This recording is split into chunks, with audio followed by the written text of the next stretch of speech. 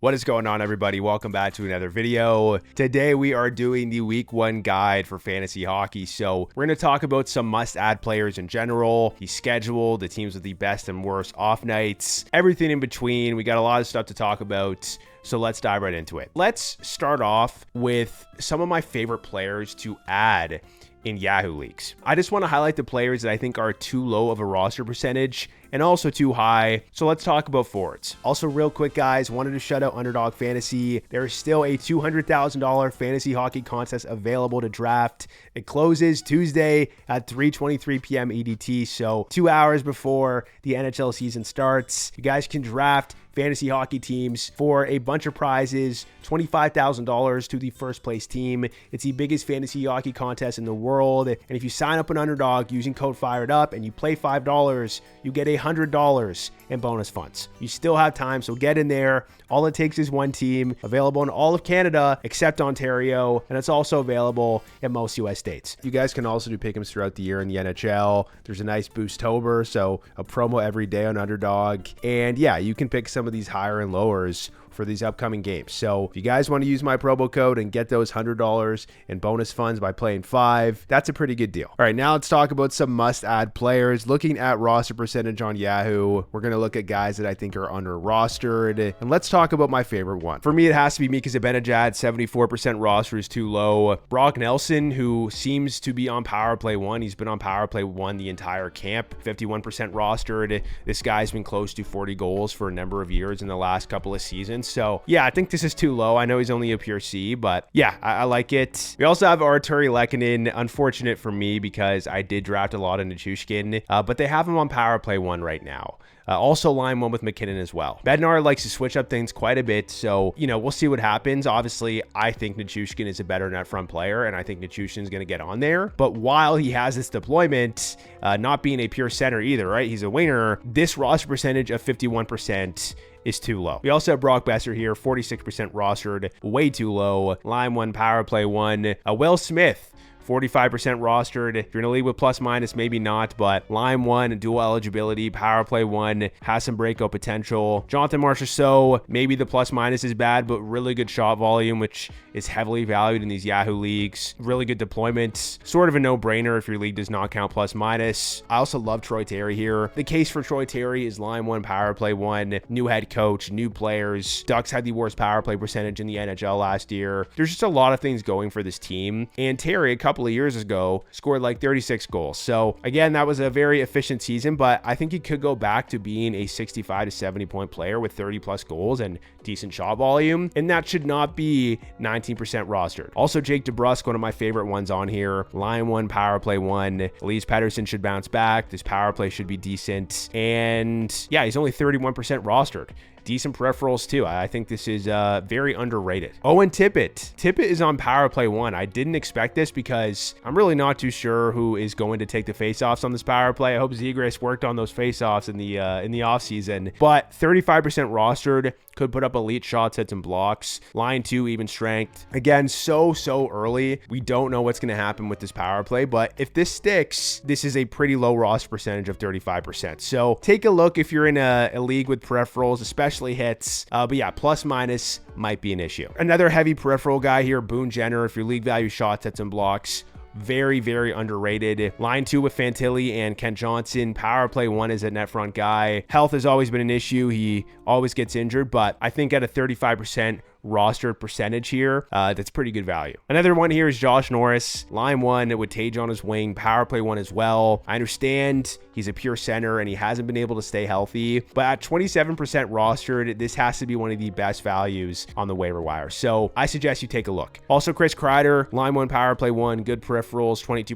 rostered. Next up on here, we have Marco Rossi. Unsure if he's going to be power play 1 because they had Tarasenko on there for the last 2 preseason games, but he is line 1 with Kaprizov. faceoff, so that is very promising. If he gets power play 1, then he is a massive sleeper. But yeah, that's the only concern I have with him right now. Andrei Kuzmenko, the peripherals are terrible, so it depends on your league settings, but he is line 1. He is power play 1. He's had really good seasons in the past. Could have some pretty big weeks. Also this week, the Kings have a very good schedule, so definitely a guy you want to take a look at least for a stream. Also, Matt Coronado here, only 19% rostered in the top 6 on power play 1. Has some breakout potential. We also have Jimmy Snuggerud, line 1, power play 1. I know it's a 1A, 1B situation, but really played well last season in the end of the regular season. In the playoffs, trusted with really good minutes and really good time in the power play. Yes, he's a rookie, so the expectations aren't extremely high, but I think he could be underrated. Also, Trevor Zegras, plus minus could be terrible. I get it, pure center, but 22% rostered in the top 6, potentially playing with Michkov in some nights, power play 1 as well. I think he could go back to being a 60 to 65 point player, so I think this is worth it. Ryan O'Reilly, I get it, pure center, terrible plus minus, so it depends on your format, but he is line 1 and power play 1. Could put up 60 points, and this is very low rostered. Like, I'm sure in some leagues he is being overlooked. Also, Oliver Bjorkstrand, don't love the even strength deployment, but he is power play 1, a power play that should be one of the best power plays in the NHL, so I think we're going to see this roster percentage go up. We also have Jonathan Drouin, don't love him as a player, but 6% rostered for a line 1 power play 1 guy. Doesn't make a lot of sense. Frank Nazar, same thing, plus minus leagues wouldn't take a look at him. He's a pure center too, so it's a very deep position, but this guy has looked incredible in preseason. Very young, talented player in the top 6 on power play 1. Could put up 25 to 30 goals potentially and 60-ish points. So I think this roster percentage is a little bit too low. I think it's going to increase as the season goes on. Jason Zucker, I hope they take him off power play 1.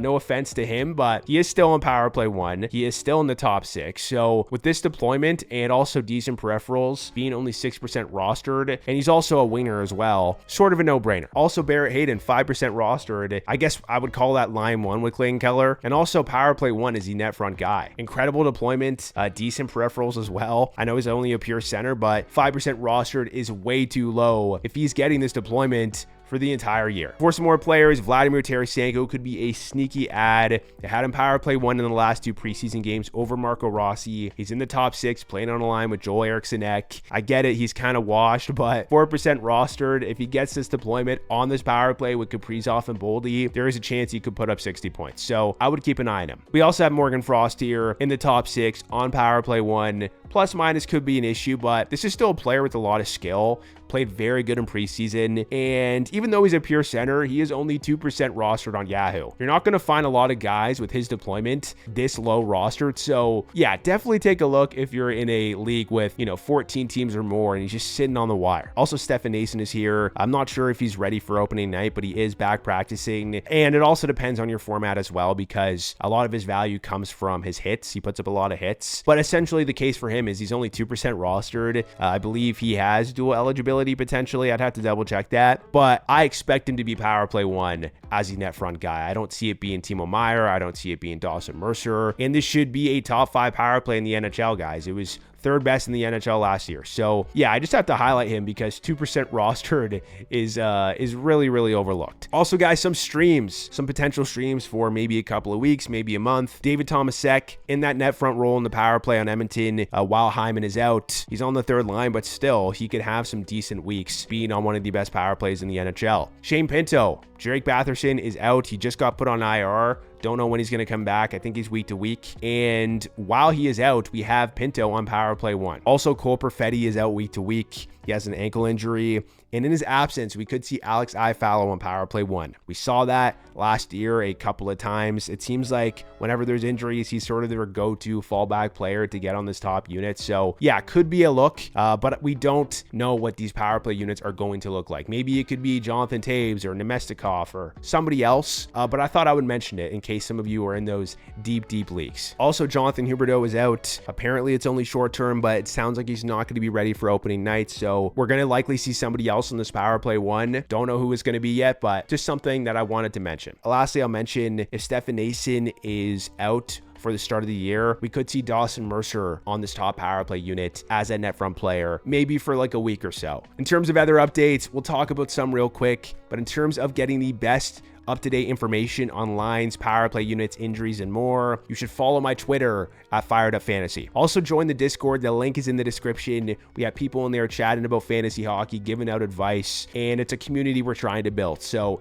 yeah, make sure you join that as well. In terms of some pressing updates, Dorofeev is practicing. Don't know what the power play units are going to look like, but I would be very, very surprised that we would see Theodore on this right flank. Theodore, I don't think he's ever scored more than 13 goals in an NHL season. Dorofeev had 35 last year, including 13 from this man advantage. So I imagine Dorofeev is going to be on this top power play unit. So we'll see what happens there. Also with this Rangers power play, Trocheck is on this power play one to start. Although the coach is talking about giving Alexis Lafreniere some time on this power play. I don't know if he's ever going to commit to that, but he keeps talking about it, I guess because he's getting asked about it. So at least for now, Alexis Lafreniere is not a guy you want to rush to add. He's somebody that you just want to look out for to see if he gets that deployment. Also, in terms of this Colorado power play, I just talked about it. They have Lehkonen on there still. Nelson. We'll see what happens with Nichushkin. I'm sure they're going to switch things up and try him on there. Also, with this Florida power play, we saw once again in practice, Seth Jones and Aaron Ekblad are on this top unit. So good for you guys that have those players. But Verhaeghe is still in power play 2. Makes absolutely no sense.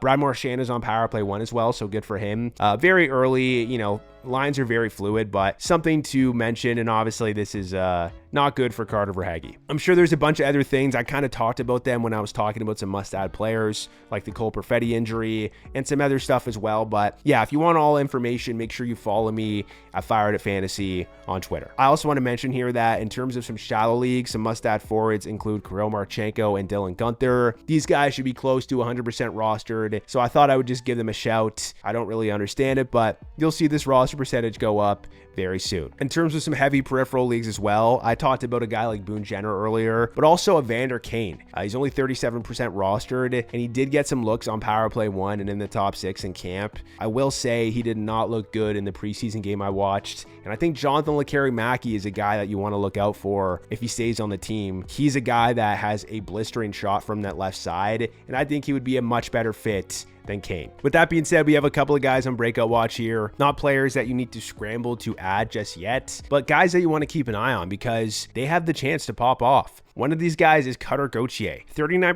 rostered in the top 6, power play 2 for now, but we'll see what they do with this power play as the season progresses. This is a guy that's a future 40 goal scorer, could put up 250 plus shots, but the deployment needs to be there. I'm not sure he's going to get it this season. You know, a pretty deep team and a new head coach and some, you know, vets on the team. So we'll have to see, guys. I don't know if it's going to be the best to start the year, but maybe in the second half, he could really show off. Another guy here is Anton Lundell, now in the top 6, playing on a line with Sam Reinhart as well in camp as of recent. And in terms of him as a player, he's very talented. He has some decent hits as well, if really counts those. He's a pure center, 23% rostered, but the downside right now is that he is currently only power play 2. Very early in camp, they have 2 defensemen on this power play, so I'm sure we're going to see some changes. But if he ended up getting on power play 1, he could have a big breakout. So somebody that you want to watch out for. Jonathan Lekeri-Mackey, only 2% rostered. Third line currently power play 2, but I think he's going to find himself on power play 1 on that left circle. And yeah, his shot's incredible. So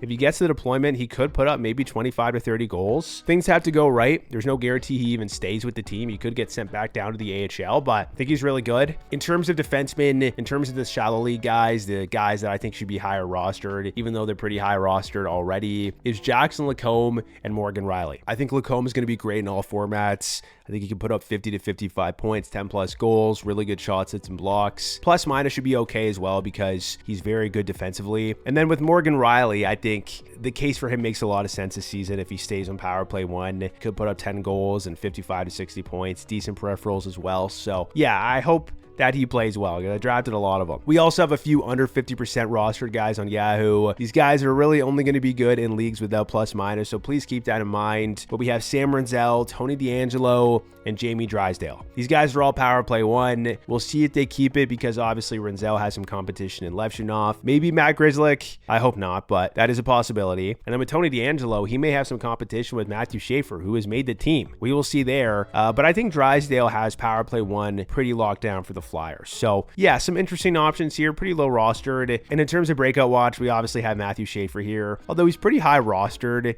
currently being a third pairing power play 2 guy. I get it. I get the vision. I mean, there's also a chance he's not playing with the Isles for the entire season. I'm not ruling that out either. He probably will, but yeah, someone to keep an eye out for. Who knows? I mean, Rasmus Dahlin was very good at his rookie year. And then one defenseman that we need to mention, Axel Sandin Pellikka of the Detroit Red Wings. He had a strong preseason. He's currently third pairing on there, so not going to get a lot of even strength ice time, but he is quarterbacking power play 2. This is more of a dynasty player in my opinion. I think he will be taking over power play 1 sooner than later, like a year or 2 down the line. I think Seider's great, but he's not your prototypical power play 1 defenseman. He plays a lot of heavy, tough minutes, and they don't want to burn him out. So if they were able to get Axel Sandin Pellikka to play for the Red Wings the entire season, I could definitely see him taking over power play 1. I will say though, the Red Wings power play was so good last season with Seider on it, so it would have to be a situation where the Red Wings power play was struggling or wasn't as good as last year and they decide to switch it up. That would be the only way. So for now, Seider has some runway on this top unit, but could be a risk down the line. In terms of goalies really depends on league settings and league format, but in these Yahoo default points leagues, I think Lucas Dostal and Karel Vejmelka are too low rostered. They're going to play a lot of games and face a lot of shots and get a lot of volume, so love those guys. Also guys, one goalie you want to keep an eye out for is Jet Greaves of the Columbus Blue Jackets. Incredible numbers so far in the NHL. I know it's a small sample size, but yeah, he's been very impressive. The Blue Jackets are still an okay team. Again, they have Elvis there, so there's a chance it's just a split. But if Jet Greaves keeps playing like he does, then he will become the #1 guy. And we do know that Elvis has had a tumultuous relationship with this Columbus Blue Jackets upper management. So we will see what happens. Also, if you're in a default points league on Yahoo, Spencer Knight is only 29% rostered. He should see the majority of the games on this team and face a lot of shots. So I think he is underrated in those formats. Obviously in a category league, not so much. And then one other thing to mention here is that Ukko-Pekka Luukkonen is injured. He's currently week to week. So I would take a look at Alex Lyon if you need a goalie and you're in a somewhat deeper league. Next, just quickly, I'll go over players that I think are too high rostered on Yahoo. These guys being Matt Duchene. I just think he's going to see regression. Currently on the third line, power play 2. JJ Peterka, not on power play 1, so that's just way too high. Alexander Nikishin, not even on power play 2. Who knows what ice time he's going to get? Rod has had some interesting comments about how he's not the most ready defenseman, so maybe down the line, but 84% is too high. Gustav Forsling, I guess okay peripherals, but worst Panthers team, doesn't get power play time. Also Frank Vetrano, I get he has those shots and hits, but he's going to see less ice time, and that could affect those peripherals. I just think he's rostered too high. Alexi Protas, I don't really understand this. I think he's going to see regression. He needs to get on power play 1 for this to make sense. Brock Faber, I don't know why he always gets so rostered super high, but you know, he's not on power play 1 anymore, guys. Mikael Granlund, we'll see what happens with him, but I just don't think he's going to end up being one of these top Ducks players. He'll be okay, but not 50% rostered okay. Like Brock Besser is less rostered than Mikael Granlund. That makes no sense. Logan Stankoven, same thing. He's like the same roster percentage as a ton of really good players. Stankoven's second line center, but not power play 1. Probably only going to put up like 50 to 55 points. So yeah, this is way too high. Tyler Seguin, same thing. 33% isn't crazy high, but I'm just not the biggest fan of him. And then Brent Burns as well, getting up there in age, third pairing now. I just don't think 30% makes a lot of sense. Those are all the players I wanted to talk about, but for some of you guys that are new here, I just wanted to give you guys some tips and tricks and some general strategy. I make a video every week and I basically give a rundown of the schedule, the best and worst schedule, like teams with the most games and teams with the least amount of games, the most off nights, which are nights that don't have a lot of games where you're going to have open roster spots, teams with not a lot of off nights, so they play on those heavy nights like Saturdays and Thursdays. And the reason I do this is because to dominate your fantasy hockey league, you're going to want to use all of your ads that you have per week. Some of you may have 3, some of you may have 5, but essentially you want like 1 or 2 expendable players on your roster that you can drop and add and replace them with streamers. Streamers are basically a player that you just pick up for a game or pick up for the week. Like sometimes there's going to be weeks where a team has 4 games and 4 off nights. So you're going to be able to fit them in your roster, and picking up those players and basically maximizing your games is going to maximize your fantasy points. That's obviously for points leagues, but it's the same thing for category leagues. You want to use your ads to win your category. So that is the #1 advice I have. Yes, it's more work than some other fantasy leagues, but if you are on the ball and you're doing this every week, you're going to have a better chance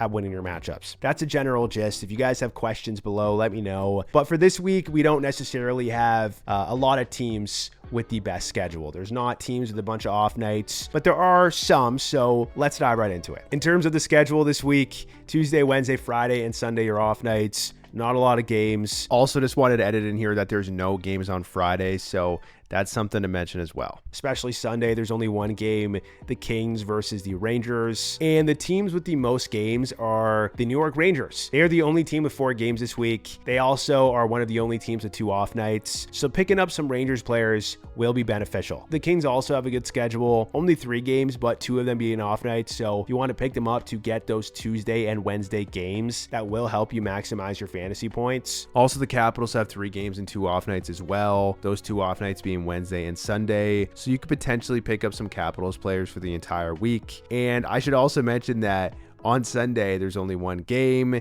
and that game is the Rangers versus the Capitals. If you need to win your week and you have ads left on Sunday, then definitely look at some of the players from the Capitals or the Rangers. And for the rest, we have a bunch of teams with 3 games and 1 off night, which is solid too. The Bruins, the Flames, the Blackhawks, the Avalanche, the Panthers, the Canadiens, the Penguins, and the Golden Knights. In terms of the teams with the least amount of games, we have a bunch of teams that only play twice. The only positive for 2 of these teams is they do have 1 off night on Wednesday. Those 2 teams being the Oilers and the Leafs. Unfortunately for the rest here, the Ducks, the Sabres, the Hurricanes, the Blue Jackets, the Stars, the Red Wings, the Wild, the Senators, the Flyers, the Canucks, the Sharks, the Isles, the Blues, the Predators, the Lightning, the Kraken, the Jets, the Devils, and the Mammoth. 2 games and 0 off nights. So yeah, it's not going to be great. On those heavy nights like Thursday and Saturday, you're going to have to sit a bunch of players. It is what it is. Now, in terms of streamers, your options are going to be limited. With the Rangers, they're a top-heavy team, so not the best options. But Mika Zibanejad is only 74% roster on Yahoo, so he could be available, and he's definitely a guy you want to stream and also hold,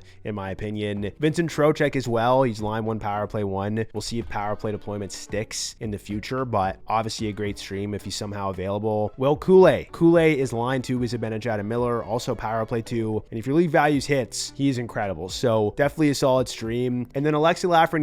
Lafreniere is not power play 1 just yet, but he is line 1 with Panarin, and you get those 2 off nights. So a solid stream as well. In terms of the Kings with these 2 off nights, the obvious options are going to be Kempe Fiala, Quinton Byfield, and Anze Kopitar. If some of those guys are available, they're definitely good streams. Those guys are all power play 1, but the other guy that's power play 1 and also line 1 that's very low rostered is Andrei Kuzmenko. Not the best peripherals, but he does have the ability to put up a lot of points with this deployment, so definitely my favorite stream for this week. And then in terms of the rest, Alex Laferriere, he's probable to play. He had an injury, but it looks like he's going to be healthy. Not power play 1, but line 2, power play 2. Puts up good hits if your league counts those. And with the rest, some deeper league guys on line 3, Trevor Moore, Philip Deneau, Warren Fogle, all in that third line. They get okay ice time, so definitely solid considering the limited options we have this week with these off nights. And then a guy like Drew Doughty and some others as well. The other streamers you're going to want to look at are players from the Capitals to get those 2 off nights to maximize your fantasy points or fill your categories. And in terms of the options available, obviously it depends on how big your league is. Dylan Strome might be available, Tom Wilson, they're pretty high rostered. This is based on Yahoo roster percentage. But some other options that could be available include Pierre-Luc Dubois,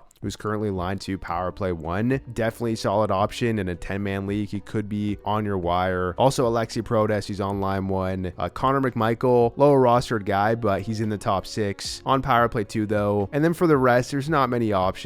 Ryan Leonard is line 3, power play 2. Maybe he'll put up okay peripherals. And then Martin Ferravari, he's a defenseman. If your league values blocks, he has that. So if you want to use him to fill your categories or get you some fantasy points, he could be an option as well. All right, guys, that's the end of the video. I look forward to doing these every week. I hope that it helps you out. Good luck in your first week. Hit that like button, subscribe, and I will catch you in the next one.